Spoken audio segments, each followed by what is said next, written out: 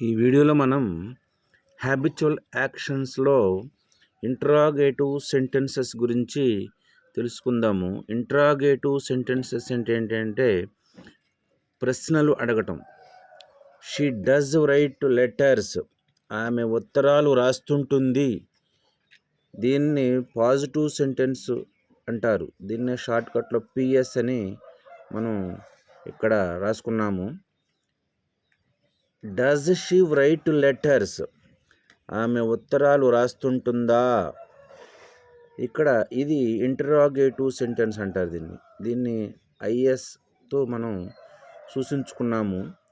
She does write letters అనే positive సెంటెన్స్లోంచి డస్ని sentence మొదట్లో రాసుకుంటే అది interrogative సెంటెన్స్గా మారుతుందన్నమాట.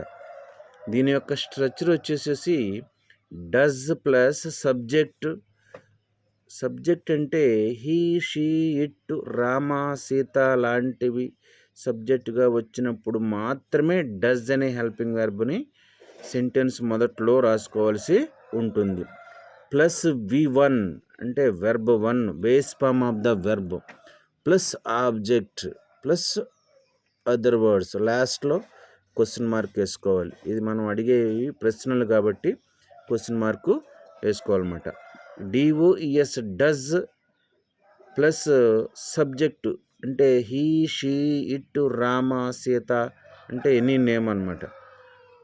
Plus subject plus V1 అంటే take, give, teach, V1 form ఇలా ఉంటుంది. దీన్నే base form of the verb అని కూడా అంటాము. ఈ విధంగా స్ట్రక్చర్ ఉంటుంది. అయితే కొన్ని ఎగ్జాంపుల్స్ని మనం పరిశీలించినట్లయితే డస్ హీ ప్లే క్రికెట్, అతను క్రికెట్ ఆడుతుంటాడా? Does she sing songs well, ఆమె పాటలు బాగా పాడుతుంటుందా అనేవి కొన్ని ఎగ్జాంపుల్స్గా చెప్పుకోవచ్చు. మరికొన్ని ఎగ్జాంపుల్స్ని మీరు మరికొన్ని వెర్బ్స్ తీసుకుని చేసినట్లయితే ఈ టైప్ ఆఫ్ సెంటెన్స్ నేర్చుకోగలుగుతారు. కీవర్డ్స్ వచ్చేసేసి every morning, every month, every day, every year, every week, అట్లాగే డైలీ, ఆల్వేస్, ఆఫెన్, యూజువల్లీ అనేవి కీవర్డ్స్గా ఉపయోగించవచ్చు. ఇక్కడ పిఎస్ అంటే పాజిటివ్ సెంటెన్స్ తెలియజేస్తుంది. ఐఎస్ అంటే ఇంటరాగేటివ్ సెంటెన్స్ అని మనం అనుకోవాలి.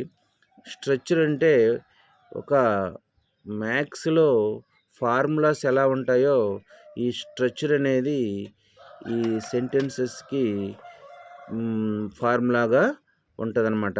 ఈ స్ట్రక్చర్ వచ్చేసేసి ఎలా ఉంటుందంటే does plus subject plus V1 plus object plus other వర్డ్స్గా ఉంటుంది. Thank you for watching this video.